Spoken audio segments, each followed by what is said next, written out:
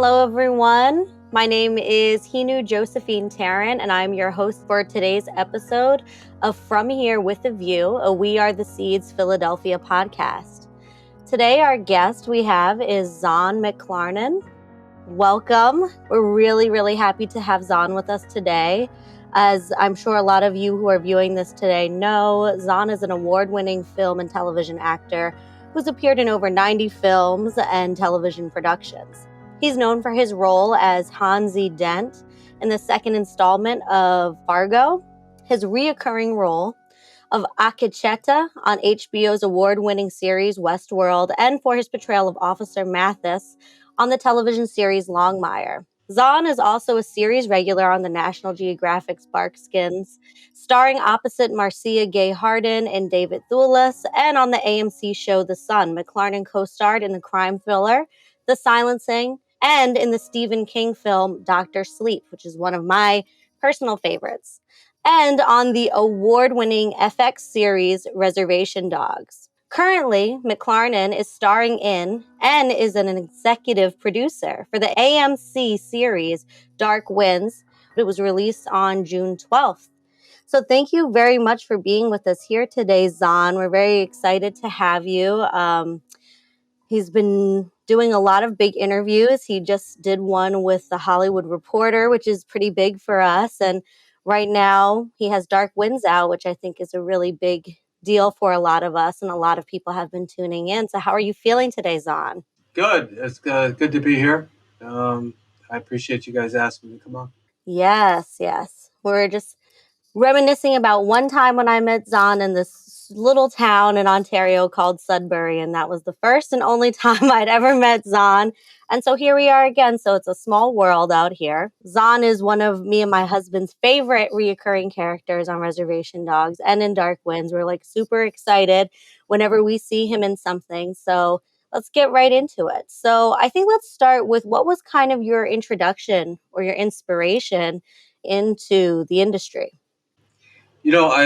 I grew up in Montana, Wyoming, and Nebraska, and I was in my early 20s, and I had done some drama in high school, but I kind of did it because it was an extra credit kind of thing, and there were, you know, it seemed like an easy class to take, and I wasn't really interested in high school.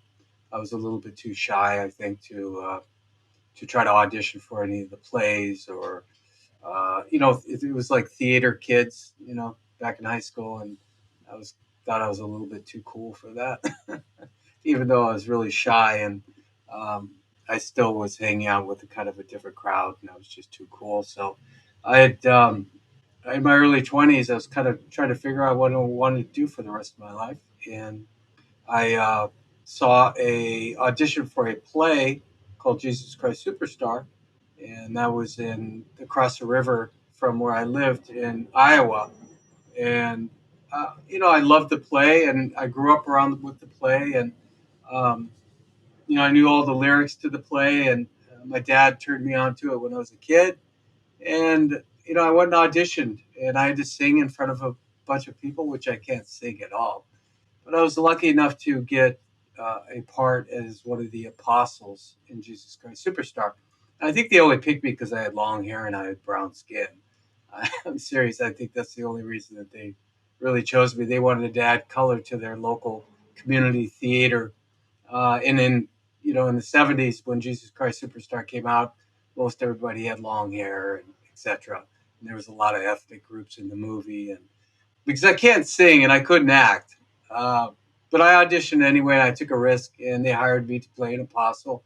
And, I kind of fell in love with the whole process of being up on stage and in the rehearsals. And even though I didn't have a lead role in it, and I didn't have any solos or anything like that, I'm lucky I didn't have any solos because I can't sing again. But, I was in the choir, and I had to dance, and I had fun. It got me out of myself a little bit, and kind of eased the shyness that I had. And I liked the people in the play, and I had a lot of fun. And it just became interesting after that. And what I did was in Nebraska, they had a little place called Talent Pool, and it was a local like agency kind of. And I went and met with them, and I started auditioning for local non-union commercials in Nebraska. And I think because of my ethnicity, um, I'm kind of an ambiguous looking character. You don't know what I am: native, Filipino, Hawaiian, whatever, Mexican, whatever it may be. I started getting jobs doing local commercials, and they paid me pretty good money. What I was great money to me back in my early 20s, and I was like, "Oh, this is fun." Um, and I started researching a little bit um, about what was going on in Los Angeles as far as uh, the community, Native community, and actors. And I found a thing called the American Indian Registry of Performing Arts, and I did a bunch of pictures. And this was in the early '90s, and I sent them out to them, and they took a look at them, and they said, "Yeah, if you come out here, we'll try to set you up with auditions and stuff like that." And I packed my bags and got on a plane and moved to Los Angeles, and that was the beginning of my career. That's awesome. All starting with Jesus Christ Superstar, right from Mm-hmm. there. Yep. That's pretty cool. I feel like a lot of people start with musicals. It's like the hardest thing to do, and then it's like, boom, you're in it, right? I It's like, know, what could right? be harder after this? Yeah, that's really cool to hear. And so since then, you really kind of become a fixture and regular within, I guess, the native television and film community. So, well, I guess this is a little bit of like getting into what your methods are and how you do stuff. And for all of us curious performers and actors out there, how would you say, well, what is your process for breaking down a role when you get a script at first? I always love to hear people's processes. And, like if you're handed a script, this is your role. What does that breakdown look like for you? So as far as my process goes, I don't have much of a process, to be honest with you. I memorize my lines. A lot of how I work is instinctual. Um, Mm-hmm. Memorize lines. I put the work in. Get off book. Show up and try to tell the truth. Try to be honest as possible with that dialogue. I do some backstory stuff if it's a big part. If it's a full script, breakdown of character, the intentions, the uh, uh, what I'm doing in the scene, my objective, uh, the relationships with the other characters. But most of it is really instinctual. It's usually on the page if it's good writing. It's right there in front of you. All you have to do is show up and try uh, to tell the truth. I guess that's the only way I could put it. So, um, if it's I'll use. I mean, every character that I do is me. So I'm bringing my own life experiences, my own pain, my own tragedies, happiness. I've done sense memory work before as well. I mean, it just depends on the character and the scene. I mean, if I'm playing I played a drunk in a film, and I use the smell of the alcohol. I don't drink personally, so I just use the smell of the alcohol to get. I know what drinking's like. Believe me, I used to drink a lot. But I use those the sense memory kind of stuff as well. I've done that. Just all depends on what the character is and what the scenes are and what the story is. But you hope that it's right there on the page for you, so you don't have all the heavy lifting is right there in the dialogue and the writers how he wrote the character. Yeah, I love to hear that because so often that's kind of what, I mean, as far as my background, that a lot of the answers to your questions are in there, Mm-hmm. right? And you just are searching and searching. And sometimes you find that within the memorizing, right? The repetitiveness of that. And I also think I like that you said that it's always you Mm-hmm. because I think, for a long time when I was a younger actor in the beginning, I would feel like, but this isn't me. But that's a really hard balance, I feel, to find when you realize that it's always you. It's never, Yep. you know what I mean? It's never real. How could it be something that you aren't at all? Right. So I really love that you said that. And yeah, thank you for it. Sounds it's not a secret process, but it's definitely a process, sounds like it is something. Yeah, it is something. I think everybody has their own process, but um, a lot of it is just kind of instinctual for me, if that makes sense. No, that makes a lot Yeah. of sense. I really appreciate you saying that. That's like acting like gold right there. Yeah. So I think, when we're breaking down these characters and we're breaking down roles and breaking down scripts, right? It's like that's the process for the character, for the project that you're actually working on. And then there's a whole nother entity within the industry, which is casting Hmm. and how you approach casting and how you approach auditions, right? Hmm. Which can sometimes be very different, Hmm. right? So, what does that process look like for you? And I guess what would your advice be to its aspiring actors who are working to really figure it out? Let's say that in quotations, like figuring it out within casting and auditions. Um, my process again is just memorizing the lines, being off book. Don't walk into an audition unless you're off book. For me personally, that's how I do it. Nowadays, it's more, we don't go on auditions so much anymore. It's self tapes. And I love self tapes because I spend a lot of time on them. I shoot little mini movies when I do a self tape. I'll Depends on where the scene is. If I'm in a car, I'll shoot it in the car.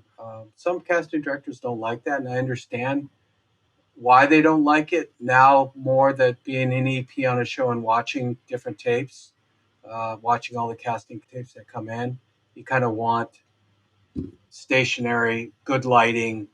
Um, you want to see what's going on in the eyes of the character. But I've had a lot of success at, you know, kind of making mini movies and doing them the way I want to do them instead of the standard kind of cliche in front of the camera process. But to each his own. I don't recommend that to everybody.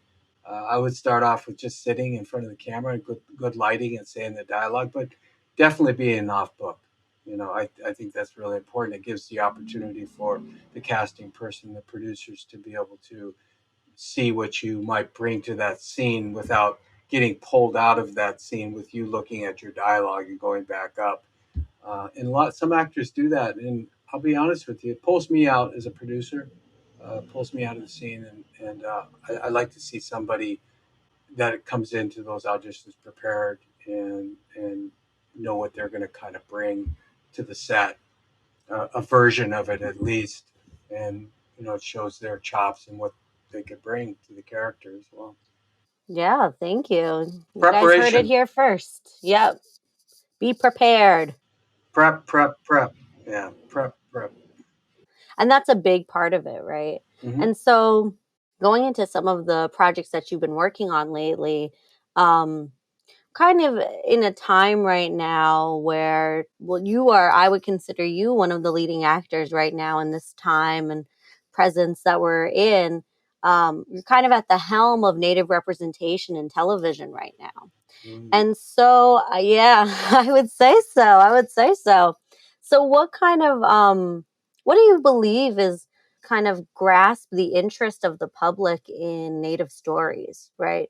And then also, what kind of Native stories and future projects are you hoping to see out of this? Um, so I do take that weight on my shoulders pretty seriously. I mean, it's there. I know it's there, just because for the fact that I continue to work as a native actor, and I'm getting quite a few jobs. I take the responsibility seriously as far as the work goes and putting in the work. So my hopes are, we have a few shows on American TV right now. Rutherford Falls, Reservation Dogs, and now Dark Winds. And what I hope to see come from these shows being on is obviously uh, the representation of Native Americans in media. And I think it's a pretty unique time for us. Um, and I hope that these shows just keep opening the door more and more for future generations, for not just people in front of the camera, but behind the camera, producers, writers. and crew as well. And I hope that these shows, as well as the shows up in Canada, because you guys have quite a few shows up there, that just keep opening the door for us all and giving all of us more opportunity. Again, it's quite a unique time, and I'm glad that I stuck around this business for so long um, to see it happening. And it's very exciting to watch all my friends get development deals and are writing on different shows. And the new actors are coming up, and directors and producers. And I think we need a little bit more as far as getting more executives into the networks. There's a few, but not enough. Um, and we're it's a unique time, but I think there's quite a lot more work to be done. And I hope that we keep pushing and we all jump on this vehicle together, be a family, and kind of support each other, and continue on down this road. What I would like to see, I guess I kind of answered it, is just seeing more opportunities for more Native people. So I think we have to obviously tell our own stories. That's what it comes down to, telling our own stories. And Dark Winds is written by Tony Hillerman, who was a white author who wrote mystery series of books about two Navajo cops. About one at first, Jim Chi, and then he adapted it to Joe Leaphorn and a female cop named Bernadette. And what we're doing with Dark Winds is we're just trying to recontextualize it a little bit differently by hiring all native writers. Not all native writers, but a native writing room. Last year we had 5 native writers and 1 showrunner. Uh, and so we tried to recontextualize what Tony had done and just kind of put it in our own perspective. And I think that's really important that we just tell our own stories. And we've got such a deep, well of stories within our communities. And um, it's interesting that I think people have been hungry for it. They've just never had a chance to see it, you know. Um, it starts off with some shows up in Canada and down here that have native characters in it, and we've always had a really good response. I think the appetite was there. We just finally are getting a larger platform to do these things now. We're getting good ratings. I mean, I think the streaming service on Hulu in Indian country, the Midwest here in the United States, Nebraska, South Dakota, Oklahoma, um, North Dakota, Montana, Wyoming. Streaming services for Hulu, the subscriptions went up quite a bit just when Reservation Dogs come up. So there's a market out there, and people are watching these things. We're getting 1.2 million viewers. We're getting good numbers, and I think that people have been hungry for this for a long time, and they want to see different stories. They want to see, and we have such unique stories, and I think people are really opening up to it. Well, I can Yeah, get definitely. long-winded sometimes, can I? No, it's no problem. That's what we want. Please, please. I love it. No, definitely. I totally agree with everything that you're saying. And I love that, yeah, we are going to continue to try to push these boundaries Mhm. and not just stay and settle into what we have and continue to try to push for more executives and more producers. And it's a really wonderful time right now. And it's exciting. I think it's going to be an exciting next couple of years, Yeah, right? yeah. So you're basically, or what I would consider, I'll say it on the record, is that you're Indian country's beloved resident Indian cop slash uncle, Mhm. right? You have Reservation Dogs as well as Dark Winds. And so what I was wondering is where do you think that uncle energy comes from, right? When you get cast for these types of things, what are those male authoritative figures that you kind of think of that you're portraying so often? Well, my uncles,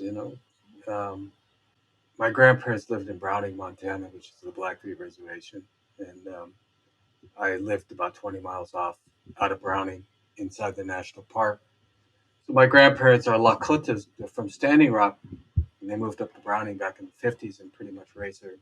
my mom was born in 48, so I'm a Standing Rock res, but they moved up to Blackfeet country back in the 50s. Their grandfather got a job on the Blackfeet tribe as a mechanic, so he transferred up there and worked for the GSA. And so I was around my uncles growing up, and there was one particular uncle.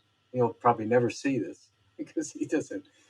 Yeah, I don't think he knows how to operate a computer. Or his name was Moose, Uncle Moose, and I get a lot of my uncle uh, vibes from my uncle Moose. He just teased the shit out of me. He called me shit ass all the time. My grandma used to call me shit ass. That's kind of where that term came from. With shit ass was we were on Res Dogs, and I was improving a scene, and I walked away from those kids that called them shit asses, and everybody just laughed. And shit ass became a big term that we use now on the show. But a lot of those uncle vibes come from Moose, Uncle Moose. He used to wash my mouth out with soap because I'd cuss at him all the time. I remember one time he'd come over for lunchtime because he started working for the National Park Service, and he's a mechanic, and he'd come over for lunch break, and eat with my his older sister, my mom, and the kids. And um, I wouldn't eat my hot dog one day or something. And he washed my mouth out with soap because I called him. I started cussing at him or something like that. But you know how within communities, uncles are always teasing the kids, and I tease the shit out of my nephew and my niece as well. And it just kind of uh, the way I grew up, the humor within the community, and the humor about around being around Indian people, and I just drew from that, and of course the ceremonies that I grew up in, and being around my Wichasha Wakam, my medicine man, and being at ceremony, and the teasing that's constantly going on, and the humor and the laughing, and I just drew from that, especially for that character Big from Reservation Dogs. So that's too funny. So you actually are the person who coined the term shit I ass. Well, your did. uncle did, and then you My did. uncles, yeah, yeah. Growing up, they Oh called me shit ass all the time, and my. it just came out in an improv scene, and we stuck with it. So Oh, I love that. That's like everyone's favorite term. That's how everyone was saying to each other for like weeks after Reservation Dogs yeah, came out. I can't. I went up to South Dakota last Christmas. Took my mom up to Rapid City, and they had the Lakota Invitational up there, the big basketball tournament. And they brought me up there, and I couldn't walk down the street or the hallway without somebody yelling shit ass at me. Oh my goodness. Yeah, it's And it's such endearing. a yeah, it is. It is. It's like we get it, and sometimes I don't. Everybody loves those parts though, right? Yeah, Because yeah, we in our communities we tease, we yeah. really tease, and people aren't always prepared for that. They're like, "What? What? Thought you were such nice people. Yeah, right. Why aren't you praying?" And we're just calling each other shit ass and Yeah, yelling at each other. and that's the Oh, wonderful thing about different shows that we got on in America and in Canada is that people are seeing that humor within our cultures. They've never seen it before, and I mean, Jesus, it's 500 years, man. I mean, they've only seen us as in a certain tropey, stereotypical way throughout media, and they still think we're like that. And we're finally telling our own stories, and these wonderful writers, are writing these multifaceted, three-dimensional characters, and they're finally seeing us as that, instead of being on a horse, yipping and yelling, and dying in front of teepees or whatever it may be. no, exactly, right? And we can get so stuck in that. So, hey, that's pretty cool to hear. I did not know that. And now we know. So, all right. I think to kind of close us out here, because we had a really good conversation and interview with Zahn here, everyone. I mean, we went from the beginning, starting with Jesus Christ Superstar, all into how he created the term shit ass, right? So it's like, we've gone on a journey here, and so Right. thank you so much, and so many nuggets of information in there. I think for people who are aspiring actors and performers and want to get into the entertainment industry, right? I feel this is really a good place to listen to that and take that advice and listen to that. This is someone who's been in the industry, right, for probably over past 20 years, right, starting back in the early 90s until now. And I think this is something definitely to tune into if that's something you're interested in. So I think what we'll kind of do is we'll kind of close this out and ask our friend Zahn here if you have any advice or any wisdom you'd like to share with Indigenous youth who is interested in following your footsteps. Hmm.